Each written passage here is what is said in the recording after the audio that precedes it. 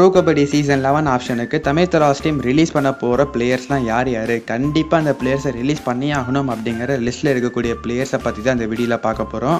ஆடியன்ஸான நீங்கள் நிறையவே சஜஷனை கொடுத்துருக்கீங்க. ஸோ அதிலிருந்து நிறையவே பிளேயர்ஸை செலக்ட் பண்ணி அவங்கள ரீடைன் பண்ணலாமா, ரிலீஸ் பண்ணலாமா, தமிழ் தலாஸ் டீம் என்ன பண்ண சான்ஸ் இருக்குது அப்படிங்கிற என்னோட ஒப்பீனியனை இந்த வீடியோவில் நான் ஷேர் பண்ண போகிறேன். உங்களோட ஒப்பீனியனை நீங்கள் மறக்காமல் கமெண்ட் பாக்ஸில் கமெண்ட் பண்ணுங்கள். நான் சொல்கிறதுக்கு ஏதாவது மாற்று கருத்து இருந்ததுன்னா அதையுமே தைரியமாக சொல்லுங்கள், கண்டிப்பாக நான் ரிப்ளை பண்ணுறேன். ஓகே, வாங்க அப்போ நம்ம வீடியோக்குள்ளே போயிடலாம். ஓகே, லிஸ்ட்டில் முதல்ல பார்க்க போகிற பிளேயரு நம்ம அபிஷேக் தான். அபிஷேக் தமிழ் தலாஸ் டீமுக்கு தேவையில்லை. அவர் இங்கே இருந்தால் எதுவுமே பெருசாக பண்ண மாட்டேக்காரு. அவர் தமிழ் தலாஸ் டீமில் இருந்தால் அது தமிழ் தலாஸ் டீமுக்கும் பிரச்சனை, அவருக்குமே பிரச்சனை. ரிலீஸ் பண்ணி வேறு டீமுக்கு போனான்னா கண்டிப்பாக நல்ல ஒரு பர்ஃபார்மன்ஸை கொடுப்பதற்கான சான்ஸ் இருக்குது. ஸோ ரிலீஸ் பண்ணுறது தமிழ் தலாஸ் டீமுக்கும் நல்லது, அவருக்கும் நல்லது அப்படிங்கிற மாதிரி நிறையவே ஷேர் பண்ணிட்டு வராங்க. அபிஷேக் ரொம்பவே நல்ல டேலண்ட் அப்படிங்கிறது நம்ம எல்லாருக்குமே தெரியும். ஈவன் தமிழ் தலாஸ் டீமுக்காகவே நிறையவே மேட்சஸில் ரொம்பவே நல்லா பெர்ஃபார்ம் பண்ணி நம்ம டீமை வின் பண்ண வச்சிருக்காரு. பட் அவர்கிட்ட இருக்கிற பிரச்சனை அட்வான்ஸ் டேக்கிள். என்னதான் அபிஷேக் ஒரு சில மேட்சஸில் நல்லா பெர்ஃபார்ம் பண்ணி தமிழ் தலாஸ் டீமை வின் பண்ண வச்சிருந்தாலுமே நிறையவே மேட்சஸ் அவரோட அட்வான்ஸ் டேக்கிள் காரணமாக தமிழ் தலாஸ் டீம் தோற்றுருக்காங்க அப்படிங்கிறதும் ஒரு உண்மை தான். அபிஷேக்கை ரிலீஸ் பண்ணணும், ரீட்டைன் பண்ணக்கூடாது அப்படிங்கிற பேச்சு சீசன் 8 முடிஞ்சதுக்கு அப்புறமே வர ஆரம்பிச்சிடுச்சு. சுர்ஜித் சிங்கோட பொசிஷனில் செகண்ட் ஹாஃப் ஆஃப் த சீசனில் அபிஷேக்கு நிறையவே சான்ஸ் கொடுத்தாங்க. பட் அவர் எதுவுமே பெருசாக யூஸ் பண்ணலை. நிறையவே அட்வான்ஸ் டேக்கிள் தான் பண்ணிக்கிட்டு இருந்தார். ஒரு சில டேக்கிள் மூலமாக தன்னோட டேலண்ட்டை ப்ரூவ் பண்ணி காமிச்சிட்டாரு.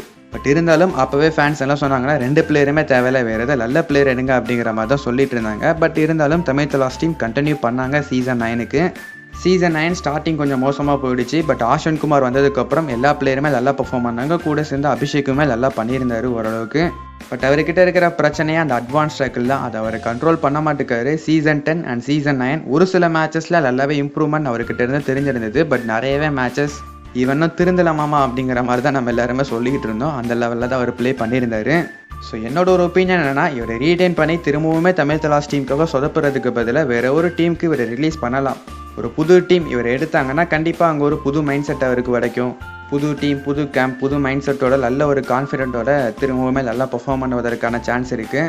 ஸோ கோச்சிங் ஸ்டைல் கொஞ்சம் சேஞ்ச் ஆயிடுச்சுன்னா கண்டிப்பாக அவர்கிட்ட இருந்து பெட்டர் பர்ஃபார்மன்ஸ் எதிர்பார்க்கலாம். ஏன்னா அவர் சீசன் 7லேருந்து சீசன் 10 வரைக்குமே டீமில் இருந்திருக்காரு. பட் எந்த ஒரு இம்ப்ரூவ்மெண்ட்டுமே பெருசாக தெரியலை. அபிஷேக்காக தான் இருக்காரு. பெட்டரான ஒரு அபிஷேக்காக மாறுற மாதிரி தெரியலை. ஸோ கண்டிப்பாக ரிலீஸ் பண்ணால் அது தமிழ் தலாஸ் டீமுக்கும் நல்லது, அவருக்குமே நல்லது. கண்டிப்பாக மற்ற டீமுக்கு போய் நல்லா பெர்ஃபார்ம் பண்ணுறதுக்கும் சான்சஸ் கொஞ்சம் அதிகமாகவே இருக்குது. ஸோ தமிழ் தலாஸ் டீம் என்ன பண்ண போகிறாங்க அப்படிங்கிறத பொறுத்திருந்து பார்ப்போம். மேபி இந்த இடத்துல ஆஷன் குமார் இருந்திருந்தாருன்னா ரீட்டைன் பண்ணியிருப்பார்.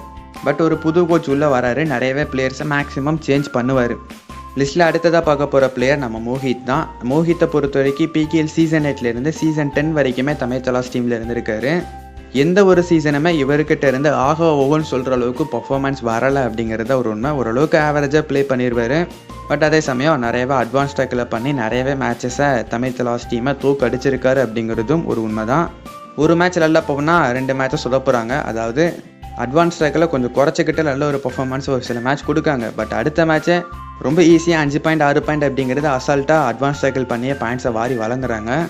பட் இந்த மோஹித்தை நம்ம யாருமே மறந்துடக்கூடாது. ஏன்னா PKL சீசன் 9 அந்த எலிமினேட்டர் மேட்ச் டை பிரேக்கருக்கு போகும்போது என்ன நடந்தது அப்படிங்கிறத நம்ம எல்லாருமே பார்த்தோம். ஸோ டீமை காப்பாற்றினார். ஒரு ரைட் பாயிண்ட்டுமே எடுத்திருந்தார் அண்ட் ஒரு டேக்கிள் பாயிண்ட்டுமே எடுத்து முக்கியமான சமயத்தில் வின் பண்ணி செமிஃபைனல் போகிறதுக்கான ஒரு ரீசனாகவும் இருந்தார். அண்ட் சீசன் 10ல் நல்ல ஒரு டிஃபெண்டராக இருந்தார்னா இல்லை, ஓரளவுக்கு ஓகேவாக பண்ணியிருந்தார். பட் அதே சமயம் ரைடில் கொஞ்சம் கான்ட்ரிபியூஷன் பண்ணியிருந்தார். பட் இவரோட டேலண்ட்டுக்கு, இவர்கிட்ட இருக்கிற ஸ்கில்லுக்கு ரொம்ப நல்லா பண்ணியிருக்கலாம். பட் அதை சீசன் 8லேருந்து சீசன் 10 வரைக்குமே ரொம்ப பெருசாக பண்ணலை அப்படிங்கிறத ஒரு உண்மை. ஓரளவுக்கு ஓகே ஆவரேஜ் அப்படிங்கிற லெவல்லே தமிழ் தலாஸ் டீமில் இருந்திருக்காரு. பட் அது நமக்கு ரொம்ப பெரிய பிரச்சனையாக தெரியாததுக்கான ரீசன், அபிஷேக்கிட்ட இருந்து அட்வான்ஸ் சைக்கிள் வந்தாலுமே அதிகமான பாயிண்ட்ஸ் வரும். அண்ட் அதே மாதிரி சாகர் அண்ட் சாகில்குள்ளேயே 2 பிளேயருமே நல்லா பண்ணிடுவாங்க.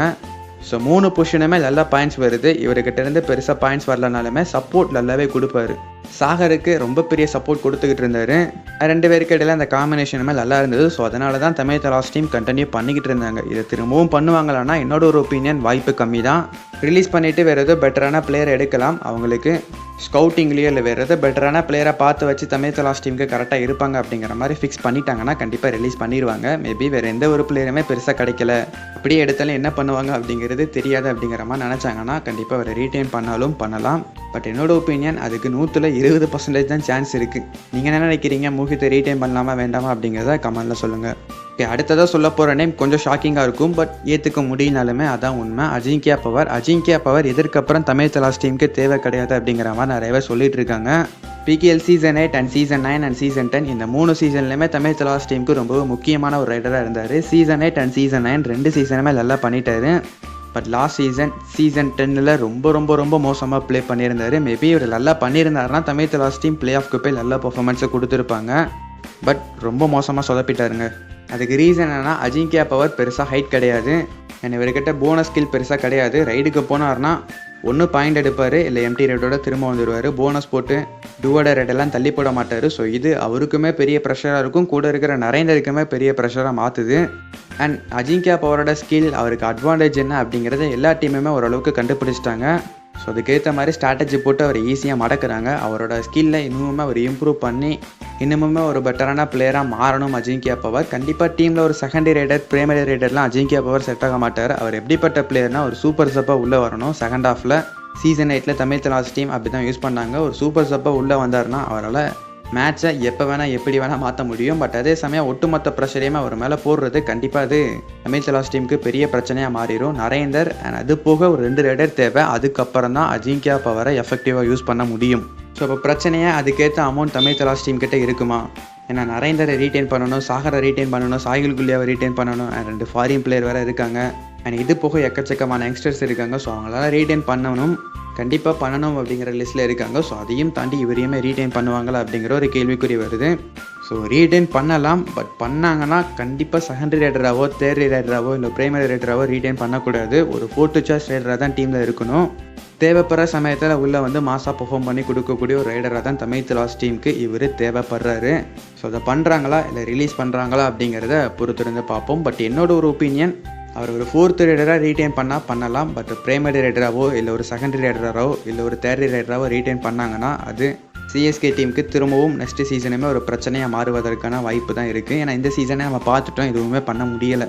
இந்த 3 பிளேயர் தான் ரொம்பவே முக்கியமான பிளேயர்ஸாக இருக்காங்க. இதையும் தாண்டி நிறையவே பிளேயர்ஸை ரிலீஸ் பண்ணுவாங்க. பட் அவங்க யாருக்குமே தமிழ் தலாஸ் டீம் பெருசாக சான்ஸ் கொடுத்து அவங்களோட டேலண்ட்டை வெளியே கொண்டு வரதுக்கு ட்ரை பண்ணலை. ஹிமான்ஷு சிங், ஹிமான்ஷு நர்வால் அண்ட் ஜதின் மாதிரியான பிளேயர்லாம் நிறையவே மேட்சஸ் நல்லா பண்ணியிருந்தாலுமே அவங்களுக்கு தொடர்ந்து சான்ஸ் கொடுக்க முடியலை. ஏன்னா 7 பிளேயர் தான் ப்ளே பண்ண முடியும். ஸோ அப்படி இருக்கும்போது நம்ம 25 பிளேயரையுமே உள்ளே கொண்டு வந்து ப்ளே பண்ண வைக்க முடியாது. ஸோ கண்டிப்பாக ஒவ்வொரு சீசனுமே ரிலீஸ் பண்ணக்கூடிய பிளேயர்ஸ் கொஞ்சம் அதிகமாக தான் ஆவாங்க. நல்ல பிளேயருமே ரிலீஸ் பண்ணி தான் ஆகணும். அது யங்ஸ்டராக இருந்தாலுமே சரி, பெரிய பிளேயராக இருந்தாலுமே சரி, கண்டிப்பாக ரிலீஸ் பண்ண வேண்டிய ஒரு சூழ்நிலை வந்தால் ரிலீஸ் பண்ணி தான் ஆகணும். பட் கட்டாயமாக ரிலீஸ் பண்ணணும், இவங்களை எடுக்கவே கூடாது அப்படிங்கிற மாதிரி லிஸ்ட்டில் இந்த 3 பிளேயர் தான் கொஞ்சம் அதிகமான மக்களால் பேசப்பட்டுக்கிட்டு இருக்குது. அண்ட் இதையும் தாண்டி கொஞ்சம் பிளேயர்ஸ் இருக்காங்க. பட் என்னோட ஒப்பீனியன், அவங்க நல்ல பிளேயர் தான், அவங்களுக்கு இன்னுமே சான்ஸ் கொடுத்துருக்கலாம். பட் நம்ம மேனேஜ்மெண்ட்டையுமே எதுவும் சொல்ல முடியாது. ஏன்னா 7 பிளேயர் தான் இறக்க முடியும் அப்படிங்கிறப்ப அவங்களாலையுமே எதுவும் பண்ண முடியாது. ஸோ பொறுத்திருந்து பார்க்கலாம். அடுத்தடுத்த சீசன்ஸில் நல்லா பெர்ஃபார்ம் பண்ணி நல்ல பிளேயராக மாறுவாங்க அப்படிங்கிற மாதிரி எதிர்பார்க்கலாம். ரிட்டன்ஷன் லிஸ்ட்டில் பற்றிலாம் ஆல்ரெடி வீடியோஸ் அப்லோட் பண்ணியிருக்கோம். ஸோ செக் பண்ணி பார்த்துக்கோங்க. ஓகே, உங்கள் ஒப்பீனியனை கீழே கமெண்ட்டில் சொல்லுங்கள். எந்தெந்த பிளேயராக ரிலீஸ் பண்ணால் நல்லது அப்படிங்கிறதையும் மறக்காமல் சொல்லுங்கள். தேங்க்யூ ஃபார் வாட்சிங்.